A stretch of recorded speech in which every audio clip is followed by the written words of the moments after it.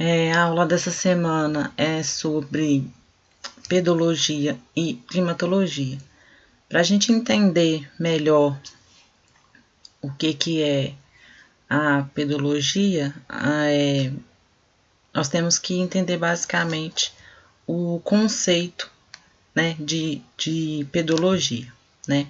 Então aqui eu coloquei uma imagem sobre o solo, né, que na verdade pedologia basicamente é o estudo dos solos, né? Aí eu coloquei a definição. Pedologia estuda a origem, morfologia, classificação e distribuição espacial dos solos, né? E nós temos também a edofologia, que estuda o solo como suporte natural das plantas, e a sua evolução e também a sua degradação. Porque, querendo ou não, a formação de solo, ela é um processo de degradação da rocha-mãe, da rocha matriz. Então, os dois também estão bem aliados, bem atrelados. Aqui eu já coloquei um esqueminha sobre a alteração da rocha-mãe, que dá origem ao solo jovem, né? Depois vem a rocha-mãe, os rigolitos e a parte dos minerais, e depois vem o solo maduro, né? Então, a formação natural superficial e inconsolidada, sujeita à evolução, porque todo o solo, o processo de formação do solo ele não surge do dia para a noite, ele demora muitos anos, né? Então, ele sofre a evolução, né? Que resulta na meteorização física, química e biológica das rochas durante um certo período de tempo, que também é o que abordava na aula passada, a questão das eras geológicas, o tempo geológico, e também da estrutura interna da Terra. Finíssima película da Terra viva, que é um laboratório natural, sede de transformações muito complexas. Também é uma definição para solo, né? Porque o solo que a gente vê, vamos dizer assim, a Terra, é só uma parte do que realmente é um solo completo. O solo ele é composto por camadas, né? E essas camadas formam o solo. Nem todo solo tem todas as camadas que tem os são chamados de horizontes, né? Mas isso eu vou explicar um pouco mais na frente. E qual que seria essa importância de estudar o solo? Né? O solo ele faz parte do ambiente, né? E é essencial a existência da vida sobre os continentes, porque senão, se não existisse, se a gente não compreendesse como funcionaria os solos, não teria como praticar o cultivo, um manejo melhor do solo, né? Então não teria como a gente ter o que a gente tem hoje. Então, o principal substrato utilizado pelas plantas para o seu crescimento e disseminação, ou seja, o solo fértil, né? Por isso que a gente precisa estudar o solo para saber como que nós vamos manter o solo fértil, né? Como não degradar aquele solo para ele poder continuar dando frutos, a gente continuar utilizando do solo para poder a nosso favor, né? Regula a distribuição, armazenamento, escoamento e infiltração da água da chuva e de rega. Ou seja, o solo, quando nós temos um local que não é pavimentado, não tem asfalto em cima do solo, a água infiltra com uma facilidade muito maior. Né? Não precisa de boca de lodo, não precisa de nada, porque aquilo foi feito naturalmente para aquilo acontecer. Então, ele armazena e escoa. Né? Geralmente, a água desce, entra no solo e vai para o lençol freático, né? Que são as outras partes também que compõem o solo. Aí vem a ação filtrante protetora, que eu acabei de falar, e o substrato de obras civis, que são as casas, indústrias e estradas, ou seja, tudo que a gente tem está em cima do solo, né? Por isso a importância do estudo do solo. Tem também como recurso natural dinâmico, né? o solo é passível de ser degradado em função do uso inadequado pelo ser humano. E o que é passível de ser degradado? É que ele pode ser destruído, né, prejudicado com uma facilidade muito maior. Um exemplo são as erosões. Quando coloca um animal para pastar em determinado lugar, que o animal vai pastando, andando ali todo dia e comendo, né, da vegetação daquele local, vai tirando a cobertura do solo. Tirando essa cobertura do solo, a água vai entrando, vai assoreando, né, o local e acaba ocorrendo a erosão, né? E de erosão aí vai, se não tiver uma intervenção para parar esse processo, que tem como ter uma intervenção para poder parar esse processo de erosão, ele vai progredir para as ravinas, né? E depois tem as grandes vossorocas, que é um dos processos de degradação do solo. Bem como também a questão da extração mineral do solo, né? Nós temos um exemplo muito claro, porque nossa região é uma região que pertence ao quadrilátero ferrífero, e com isso a extração de minério é muito grande, sempre foi, né? Desde a época da colonização. Então, com isso, a gente pode ver que já deu como que eu posso dizer? Uma degradada bem grande no solo, nessa extração, nessa exploração mineral na nossa região. Aqui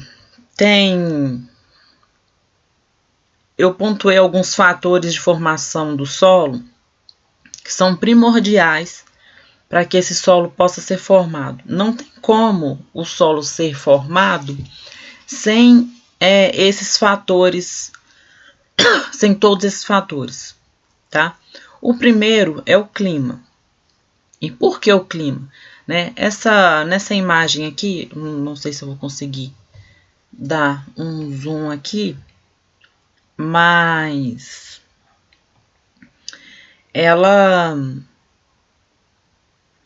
mostra a questão do clima, porque em diferentes partes do nosso planeta, da esfera terrestre, nós temos diferentes climas, né, que seja desértico, ártico, tropical, subtropical, temperado. Então, isso também influencia bastante na formação do solo, porque a formação do solo ela vem através do processo de intemperismo, que seja químico ou físico, né? O intemperismo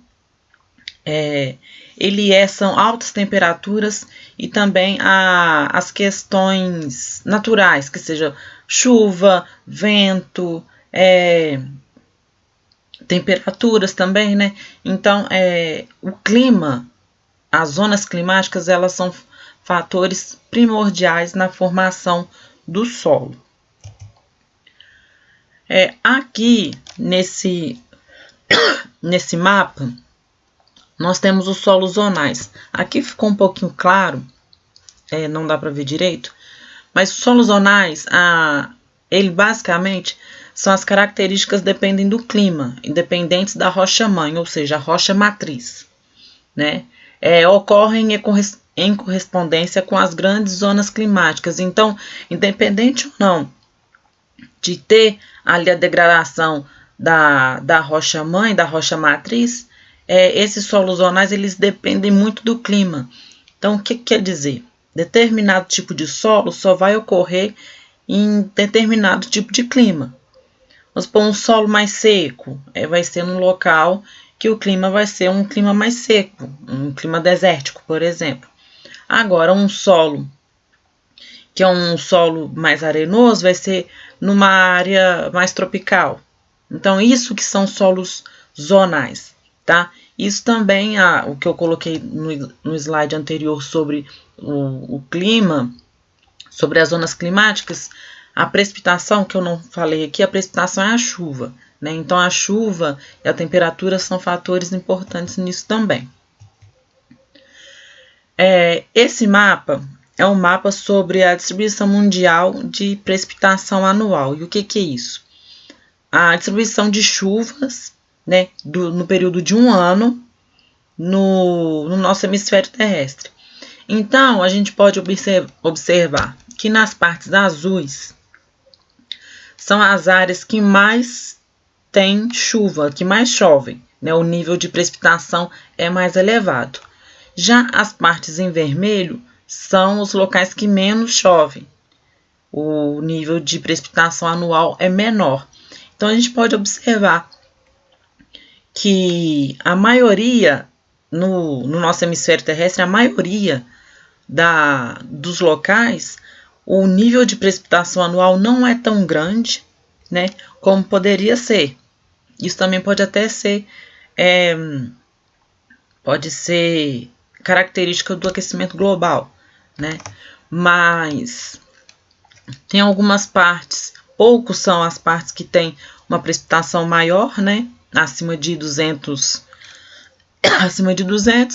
Depois nós vemos com azul mais claro. O Brasil ele é um pouco dividido entre a precipitação. A precipitação do Brasil é uma precipitação boa, né? Já ali na Antártida a gente pode observar que é muito baixa, mas também ela é baixa porque é zona de geleira, né? Tá no Polo Sul. As áreas que estão nos extremos Polo Norte e Sul, elas geralmente chovem menos porque já são locais que tem mais, aliás, é mais gelado, mais frio, né? Então, mesmo com o derretimento das calotas, lá é bem úmido, né? A umidade relativa do ar lá é muito grande. Dentro dessas questões também de solos zonais, nós temos as classificações dos solos. O que seria isso? Não existe apenas um tipo de solo, tem vários tipos de solo, né? Um exemplo é o latossolo. A nossa região é uma região muito rica em latossolo. Aqui eu coloquei a característica do latossolo, que é o clima quente e úmido muito profundo. Então, a característica da nossa região é do latossolo, né? É um solo que ele não é tão úmido, mas também não é tão seco, não é um solo infértil. Então, ainda tem como, né, praticar a agricultura. Esse fator climático, que é a vegetação, é o principal elemento da formação do solo, que ocorre em correspondência com as grandes zonas climáticas, que é o que eu falei no primeiro slide sobre a formação os principais fatores da formação do solo. Aí nós temos os podissolos, que é clima temperado, úmido, vegetação de floresta fértil.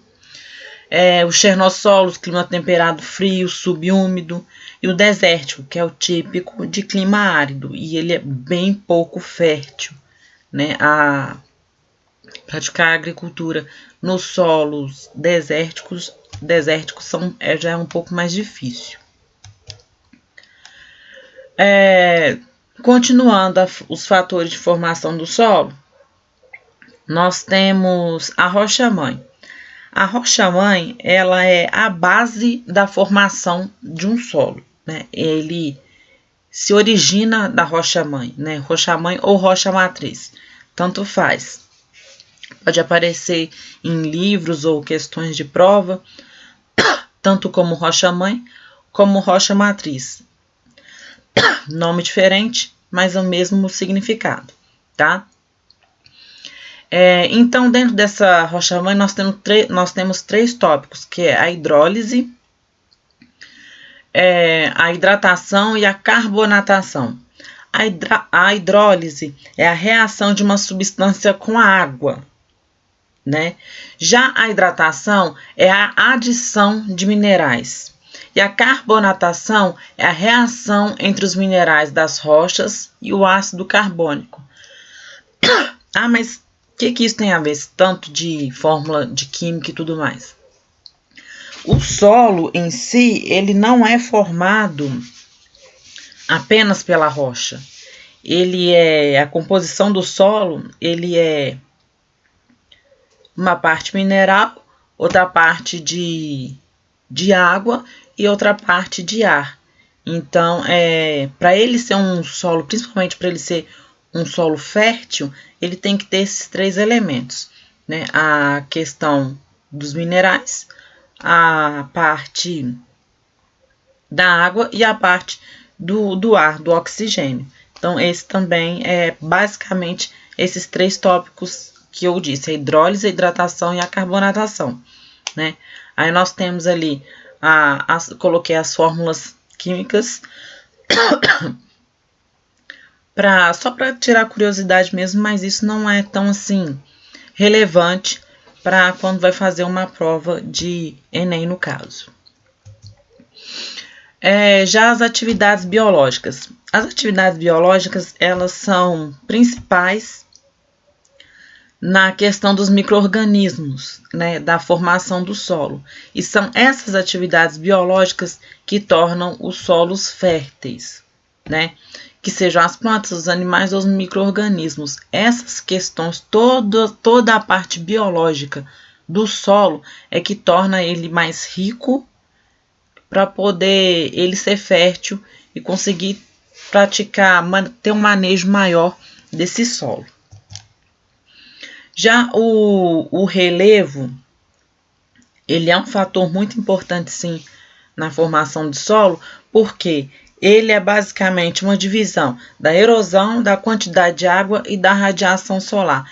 Isso tudo misturado com o tempo, porque a formação do solo, ela não acontece do dia para a noite, ela leva anos, milhares de anos para ele poder realmente se formar num solo maduro, né?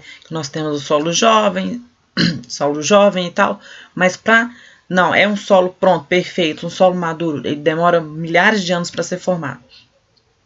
Então, o relevo, ele é bastante importante nessa formação, porque dependendo da erosão que ocorrer naquele local, o solo ele não vai prosseguir, ele não vai dar continuidade, então ele não vai ser um solo maduro, né, com todos os horizontes da forma que deveria ser.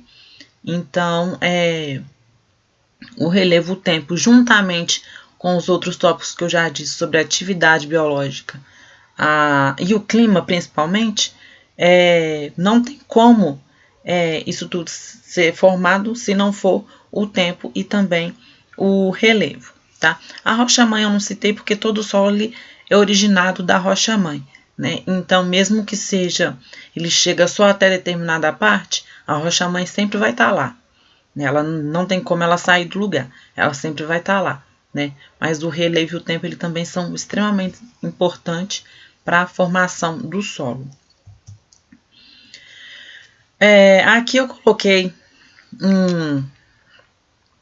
como que fosse o processo dessa formação do solo, né? Ali, primeiro, no caso da rocha-mãe, né? A contração e dilatação dos materiais por ação de variações térmicas que provocam as microfraturas na rocha, ou seja, que é o intemperismo, né? A ação das variações térmicas, isso que é o intemperismo. Aí depois vem a infiltração da água da chuva nessas microfraturas e dissolução dos minerais, a fragilização da estrutura da rocha. Aí começa o processo de formação do solo, que ele começa a sofrer as pequenas alterações através do intemperismo, né? Depois nós viemos para essa parte de baixo aqui, que é a fixação dos líquenes e plantas de pequeno porte, o alargamento dessas fraturas e fissuras e a desagregação da rocha em fragmentos cada vez menores. Esses fragmentos menores que essa desagregação da rocha provoca, eles também são chamados de rigolitos, né? Que aí já é uma outra camada, um outro perfil, um outro horizonte do solo. Depois, no outro de cima aqui, é a camada superior com pequenos fragmentos e partículas minerais. Aí vocês já podem ver que já tem três camadas diferentes. A parte de baixo, que é a da rocha-mãe, ou rocha matriz. Depois é a parte dos fragmentos da rocha degradada, que também é chamada de rigolito. E depois vem a parte das partículas minerais, né? A biodiversidade do solo começa a crescer ali, né? Depois e por último, né, tem a fixação abundante da cobertura vegetal e fauna, é a camada superior de humus com abundante matéria orgânica coberta por manta morna e a lixiviação de materiais para as zonas inferiores. Então, aqui por baixo, esse último aqui de baixo, já é um solo maduro, né? Que aí nós vimos aqui a rocha mãe ou rocha matriz, a segunda parte, que são os fragmentos da rocha ou rigolitos, a outra parte de material orgânico e mineral, né? E depois, entre a cobertura vegetal e essa parte dos minerais, vem o humus. O humus é a parte que tem a matéria orgânica, é a parte mais rica do solo, né? É a parte onde vem as raízes das plantas e elas conseguem sugar vamos dizer, a matéria orgânica mesmo, né? Os minerais que o solo proporciona para poder crescer, né? Então, aqui embaixo eu resumi mais ou menos assim. Começa pela desagregação mecânica da rocha, né? Que é a primeira rocha aqui, por agentes climáticos e biológicos, ou seja, o intemperismo. Continua com a meteorização química dos fragmentos e finaliza com a progressiva incorporação da matéria orgânica. Depois vem os horizontes do solo, que é o que eu falei que é o solo já formado, né? Começando pelo R, né? Geralmente quando tem alguma questão ou qualquer outra coisa assim, não vem o nome dos horizontes, né? Ele é representado por letras, né? Horizonte O, horizonte A, horizonte B, C, R, sempre vem por letras, né?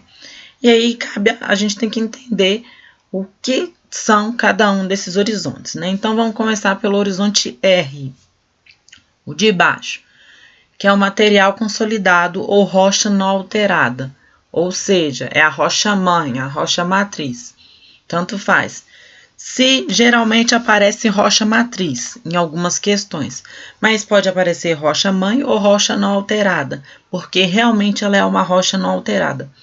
Por mais que ela sofra as ações do intemperismo para poder formar o solo, ela tem a parte da rocha maciça mesmo, ela não é alterada, né? Ela é alterada a partir do momento que vem os rigolitos, ali sim ela foi alterada, mas a parte de baixo, a rocha mãe, a base mesmo do solo, ela é uma rocha não alterada, tá?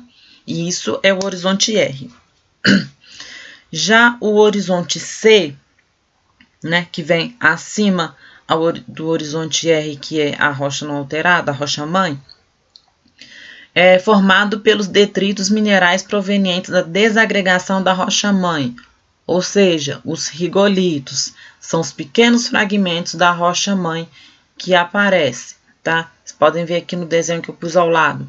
São como se fossem aquelas pedrinhas pequenininhas, aqueles cascalhos pequenininhos que a gente vê por aí. Esses são os rigolitos nesses horizontes do solo, nesse perfil de solo, tá? Já o horizonte B é o horizonte iluvial. E o que seria esse horizonte iluvial? É a acumulação de produtos lixiviados do horizonte E, argila, humus, óxidos, hidróxidos ou de alteração, tá? Ou seja, ele é pouco afetado pela erosão natural e pela ação do homem, geralmente fora do alcance das raízes. É o que eu falei no slide anterior. As raízes, elas ficam basicamente ali na parte do humus, né? Então, já a questão do horizonte B, ele tá bem mais abaixo, ele não é afetado pela erosão, né? A erosão natural no caso, e nem pela ação do homem, porque ele está bem abaixo. Um solo completo, formado, mesmo um solo maduro, ele não é o que a gente vê. A parte que a gente vê é no máximo até o horizonte E. É o que a gente vê, que a gente consegue ver, né? Do B para baixo já é um pouco mais difícil da gente ver, a não ser que tenha uma erosão antrópica muito grande naquele lugar. Mas pela erosão natural, ele não é tão afetado. Pode acontecer, mas ele não é tão afetado assim.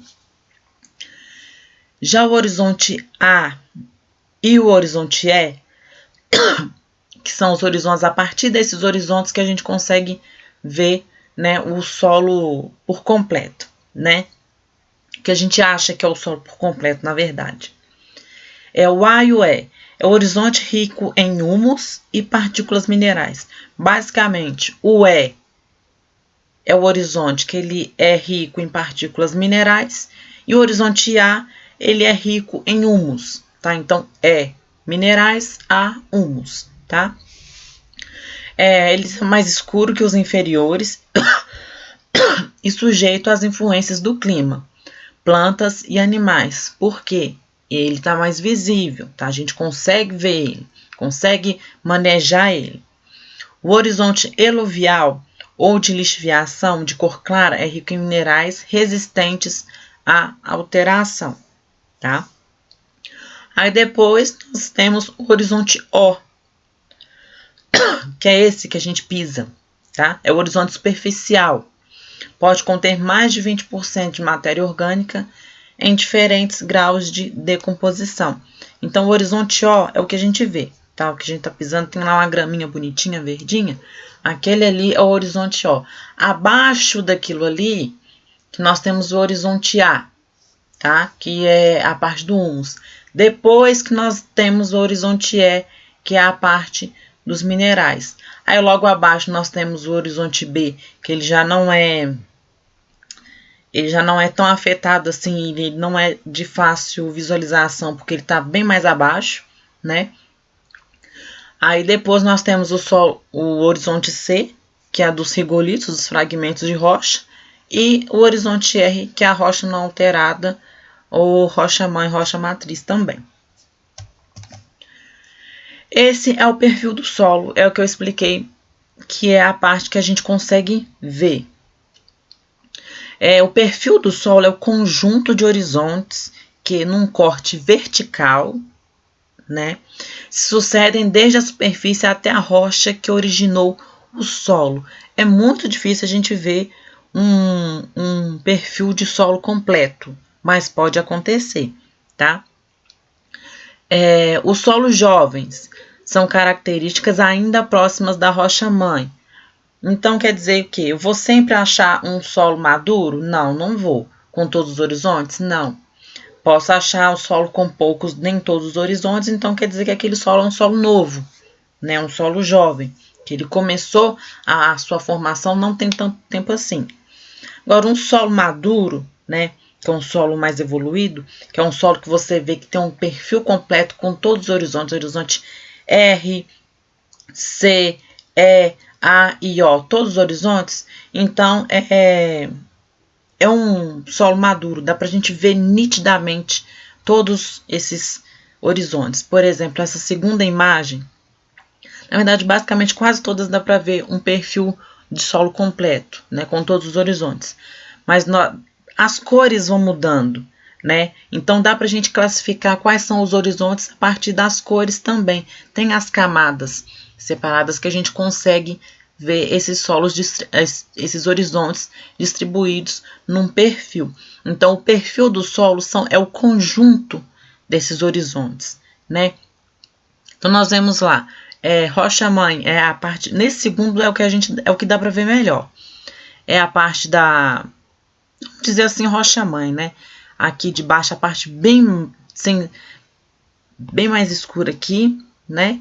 Depois a mais clara, que a gente dá para ver mais claramente que tem os fragmentos da rocha, que são os rigolitos. Depois nós temos o solo ali de lixiviação, né, que é o horizonte C. Deixa eu ver se é isso mesmo que eu esqueço. Não, horizonte B. Depois nós temos o horizonte E e o A, né? Principalmente aqui, esse vermelhinho é o horizonte E, que é a questão dos minerais, né? Os minerais geralmente eles têm uma cor mais avermelhada, dependendo do mineral. Depois, onde a gente dá para ver essa raizinha, é a questão, é a parte do humus, né? A parte mais rica em partículas mesmo de propriedades biológicas, né? E depois nós temos o horizonte O, que é a camada superficial do solo. Então, isso é um perfil de solo, quando nós temos os horizontes alinhados, o conjunto de horizonte, tá? Então, aqui nós temos os componentes do solo. Eu já mencionei esses componentes nos fatores de formação do solo, que é basicamente isso aqui. Ele tem a fase sólida, a fase líquida e a fase gasosa. E o que é isso? A parte mineral e orgânica, a parte da água, né, que é a solução do solo, e a parte do ar, do oxigênio, que é a fase gasosa. Então, o solo ele é dividido em 3 partes. A fase sólida constitui 50% na formação do solo, a fase líquida e gasosa divide 25 para cada uma, né? A fase sólida, os 50%, dos 50% nós já temos uma subdivisão, que a matéria mineral fica com 46% dessa totalidade dos 50%, e a matéria orgânica fica com 4% dessa totalidade de 50%. Dito isso, nos minerais, nós temos a divisão dos minerais primários e os minerais secundários, tá? E já na matéria orgânica, nós temos a divisão da porção viva e a porção não viva. E o que seria a porção viva?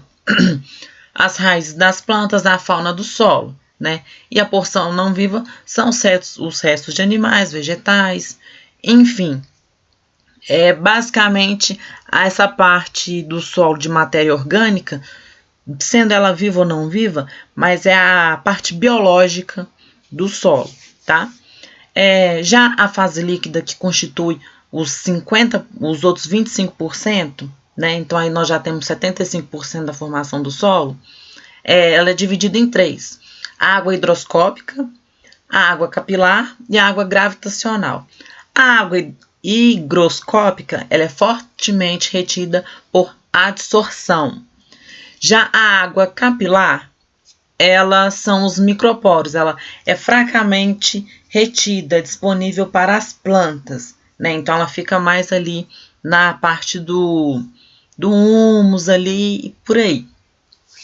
Já a água gravitacional são os macroporos, ela não é retida pelo solo, ou seja, o solo não absorve essa água, tá? Então ela fica como se fossem as gotículas de água dentro do solo, junto com a parte gasosa do solo, que constitui os outros 25% da formação do solo, constituindo a totalidade de 100% da formação.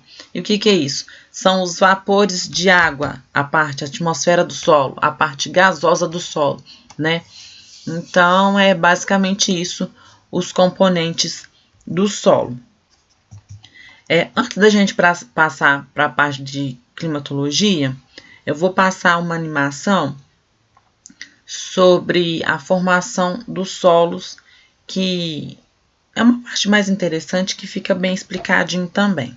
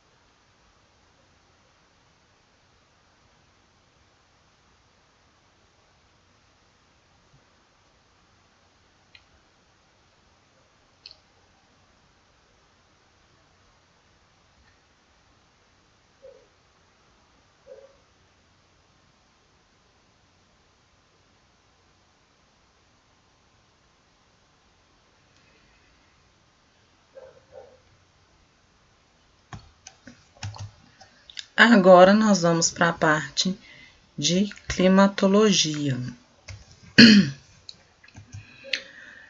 A primeira parte, para a gente poder compor, falar, entender a climatologia, nós vamos falar sobre a atmosfera, né? Que é onde ocorre tudo isso da climatologia.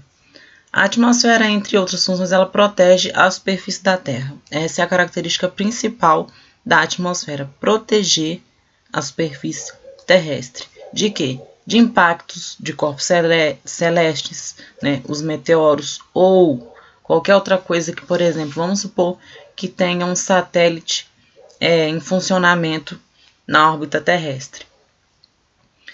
Por algum motivo, ele quebra ou qualquer outra coisa assim, ele vai cair na Terra e acaba que ele se transforma em meteoro, né? Que acaba virando um corpo celeste. Então, isso a atmosfera protege desses impactos. Mantém parte do calor solar impedindo sua imediata irradiação para o espaço. Por quê? Se nós não tivéssemos a atmosfera cobrindo, né, protegendo a superfície terrestre, o calor do Sol, a radiação do Sol viria direto, né? Então não teria essa questão, às vezes tem um clima mais ameno, uma temperatura mais amena ou não, seria quente o tempo todo, né? Então a atmosfera, ela tá aí para proteger disso também, de impedir de que o calor solar venha por completo na nossa superfície terrestre. Impede variações bruscas de temperatura, permitindo a vida terrestre. É o que eu falei, né, com essa relação do Sol e da radiação. Aqui é o que é basicamente o que eu falei exemplificado por foto, né?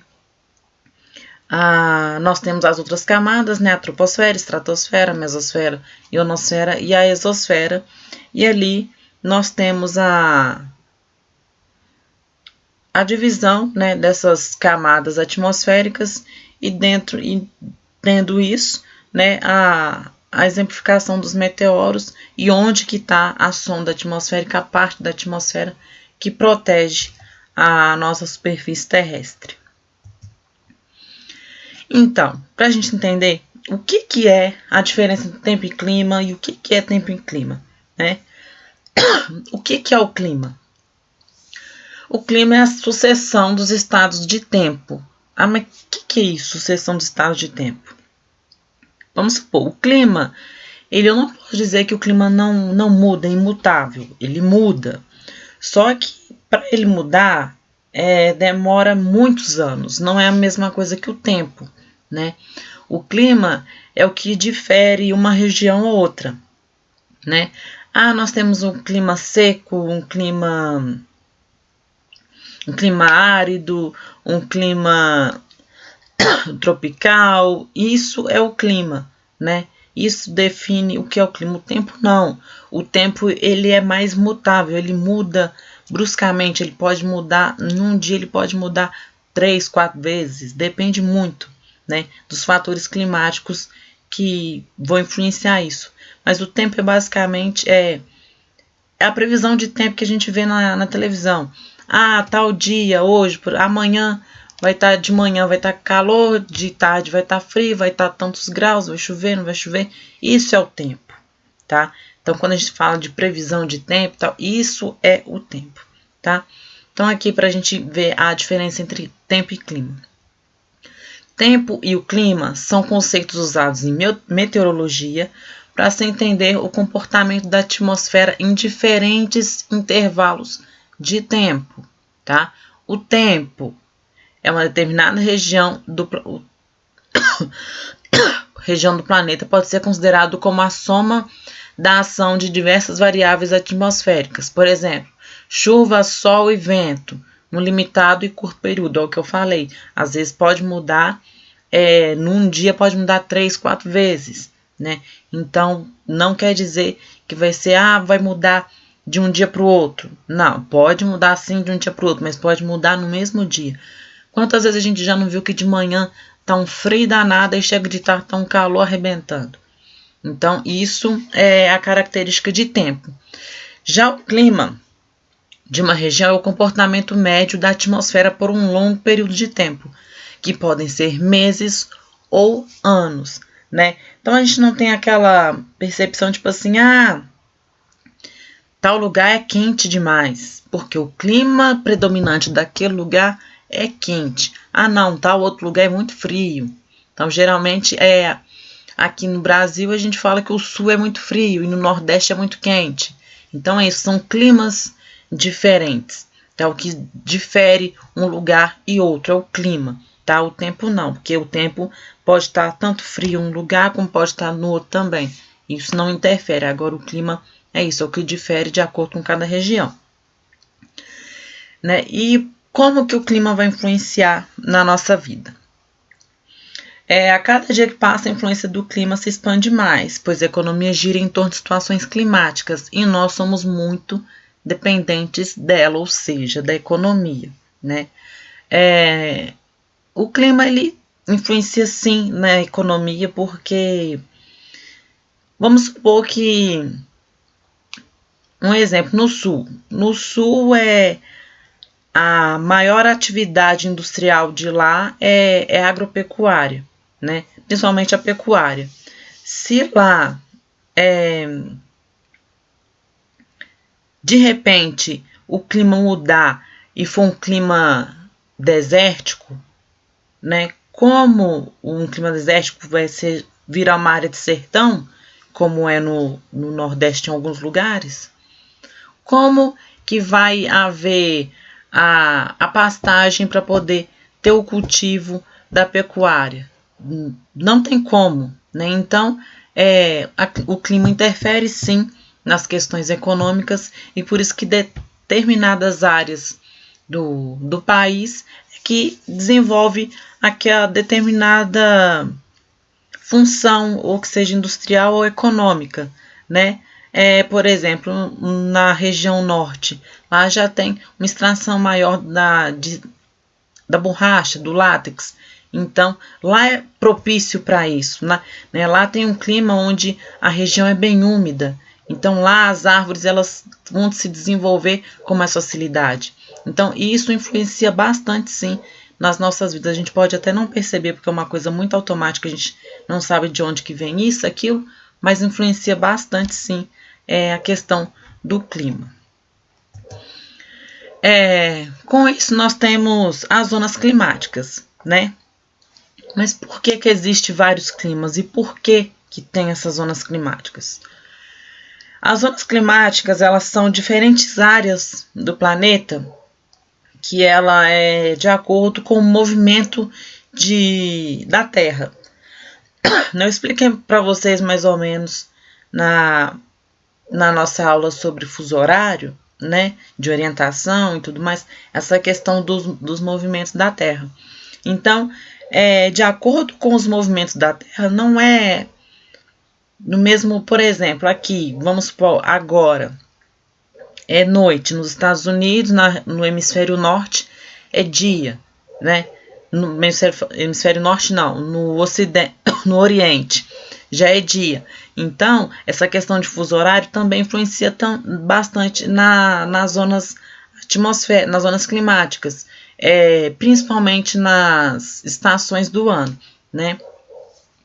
Então, nós temos a zona intertropical ou zona tropical, as zonas temperadas e as zonas polares ou glaciais. As zonas polares ou glaciais, o nome mesmo já caracteriza. Elas ficam no Polo Norte e no Polo Sul, que são as áreas, os extremos, né, do nosso hemisfério terrestre. Então, elas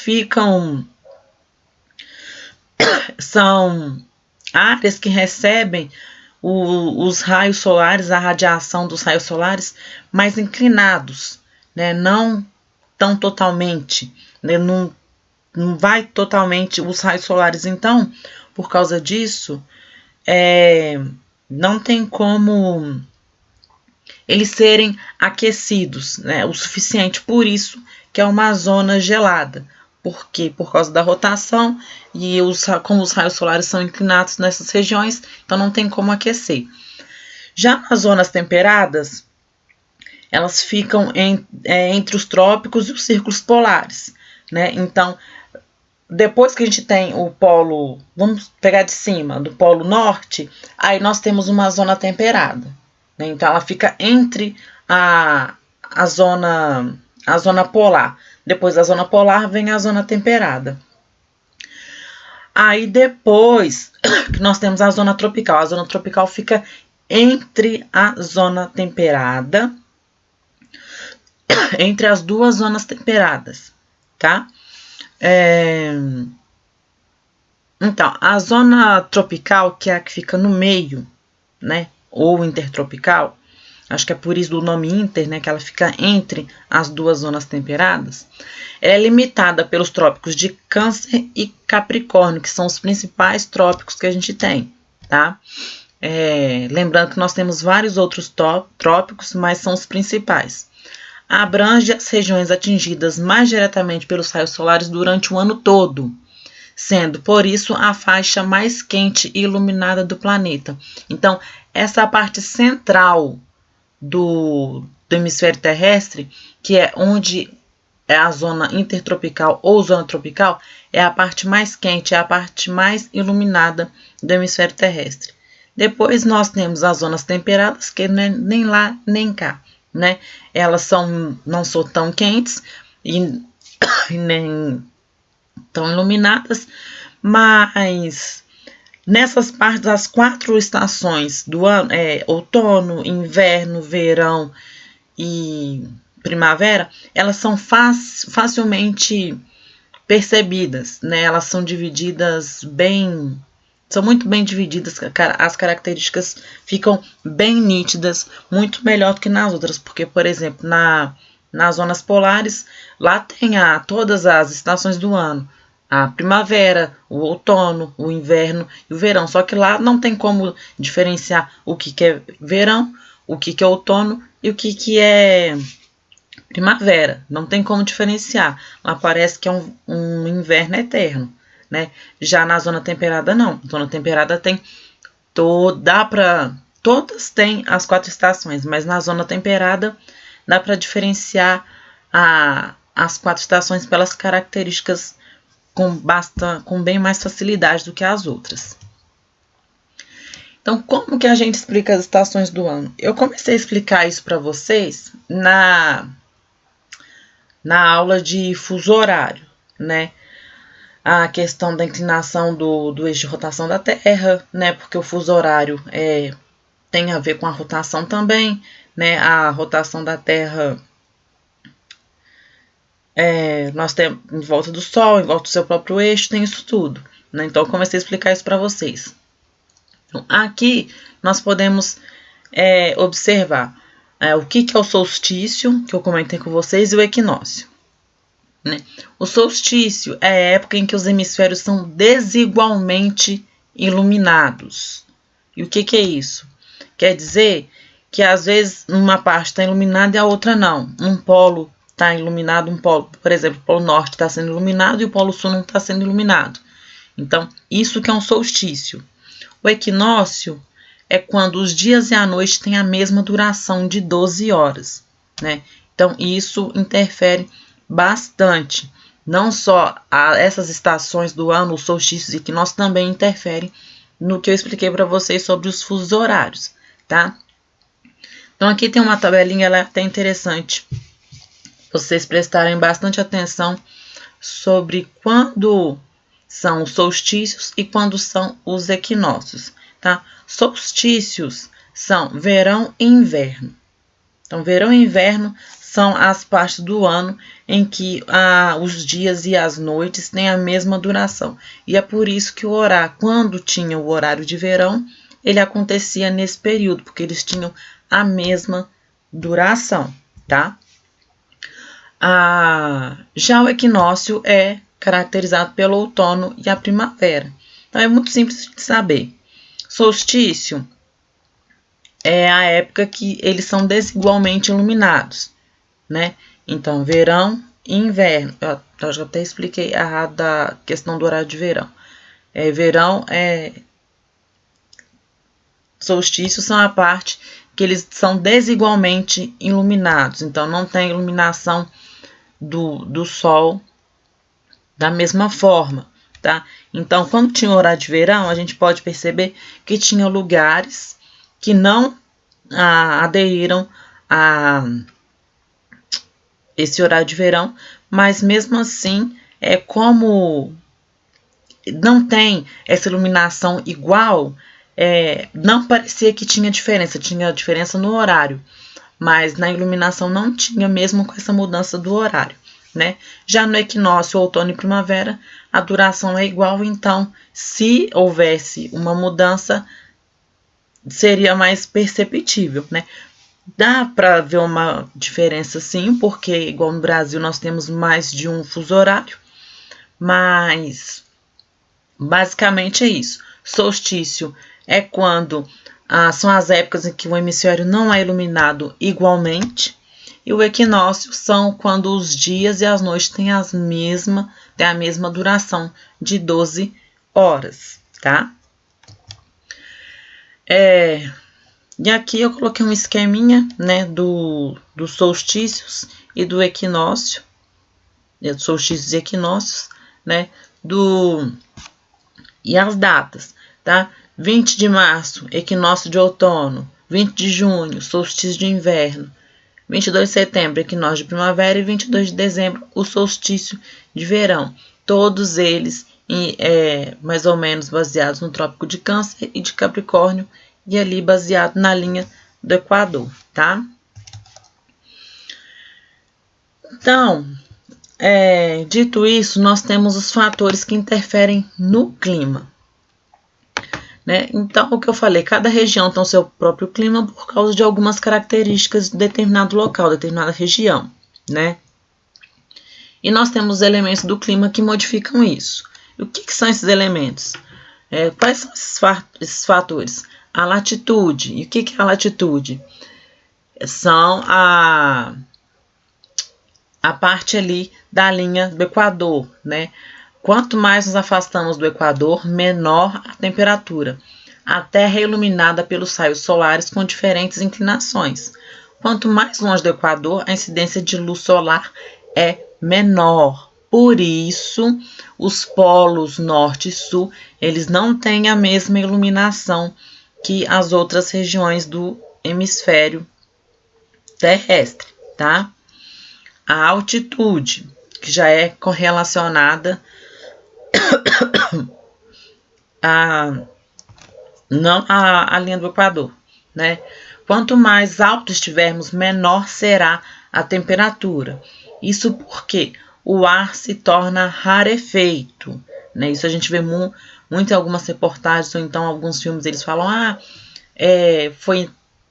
subiu muito uma montanha, o ar começou a ficar rarefeito, ficou faltando ar. Então, o que é isso? Quando tem a concentração dos gases e da umidade, tá? E isso acontece de acordo com o que vai aumentando a altitude, né? Então, à medida que vai aumentando essa altitude, é menor, o que vai reduzir a retenção de calor nas camadas mais elevadas da atmosfera. Há também o fato de o oceano ou continente irradiar a luz solar para a atmosfera. Ou seja, quanto maior a altitude, menos intensa será a radiação. Ou seja, a luz solar ela bate no oceano e ele irradia a luz, ou que seja para o continente, irradia a luz para a atmosfera, né? Então, quanto mais alto estiver, menos será essa irradiação solar. Então, por isso que quando a gente vê uma imagem que representa as camadas atmosféricas, nós vamos ver, por exemplo, se representa o dia, né? Durante o dia, a parte mais clara e depois vai escurecendo. Isso é a altitude que vai perdendo a irradiação da luz solar, né? Aí depois nós temos as massas de ar. O que são as massas de ar? Elas apresentam as características particulares da região que se originaram como temperatura, pressão e umidade, e se deslocam pela superfície terrestre. Ou seja, às vezes quando tem as previsões de tempo que fala de alguma massa de ar, que mostra umas nuvenzinhas se movimentando, aquilo é a massa de ar, né? Que elas são características de algum lugar. E dependendo do vento ou qualquer outro fator, elas podem se mover para outro local, né? Que seja para zonas tropicais ou que seja para zonas temperadas ou equatoriais, tanto faz. Mas massa de ar é a característica de determinada região, tá? Depois nós temos a continentalidade e maritimidade. A proximidade de grandes quantidades de água exerce influência na temperatura. Por quê? Se a água, quanto mais água, mais a região vai ser menos quente. Se tiver mais água, vai ser menos quente, né? A água, ela deixa o ar mais umidificado, então a temperatura, ela fica mais amena. A água demora a se aquecer, enquanto os continentes se aquecem rapidamente.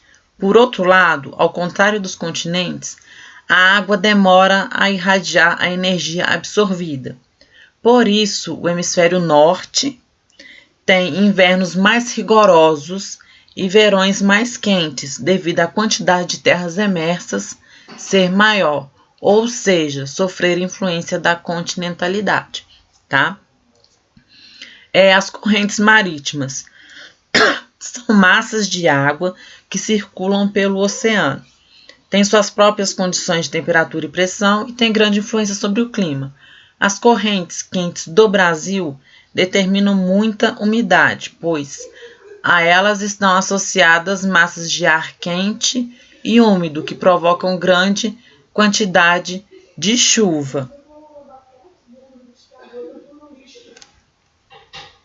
Ô, gente, vocês estão me atrapalhando. Relevo. O relevo ele pode facilitar ou dificultar as circulações das massas de ar, influindo na temperatura. Por que o relevo pode dificultar? Porque com o relevo, se ele for mais alto, né, então ele impede com a circulação dessa massa de ar ela possa ocorrer de forma mais ampla, né? Senão ela vai disseminando por causa desse relevo, né?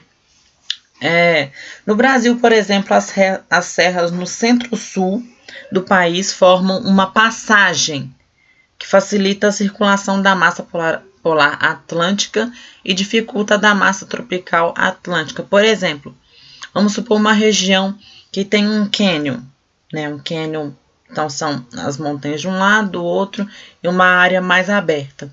A transição das massas de ar naquele local é mais fácil naquela abertura do cânion. Agora, nas outras partes, não. Se for no período no meio, sim, né? Tem a vegetação também, que é outro fator que interfere no clima. A vegetação impede a incidência total dos raios solares na superfície. Por isso, com o desmatamento, a diminuição de chuvas, visto que a umidade diminui e a temperatura aumenta na região. É o que eu falei na questão dos solos. Os solos ele não é formado basicamente só por rocha, ele também tem a parte gasosa. Então, na vegetação nós temos essa parte gasosa também, que quando tem um desmatamento, perde esse oxigênio que tem também no solo, né? E por isso a área fica mais aquecida, que aí só vai ter a parte do solo, né? A parte mineral mesmo, a parte rochosa ou biológica também, né? Então, por isso, também é um dos fatores do aquecimento global. Os ventos. O vento, ele é o ar em movimento que resulta no deslocamento das massas de ar, né? Que é o que eu expliquei anteriormente. As massas de ar são a característica de cada região. Cada região vai ter uma massa de ar diferente, dependendo das suas características particulares, né? Ao deslocarem-se das altas para as baixas pressões, os ventos são desviados da sua trajetória, né? Que chama-se desvio, o efeito de Coriolis. Então, o desvio desses ventos, né, o desvio da sua trajetória original, ele é denominado por efeito de Coriolis.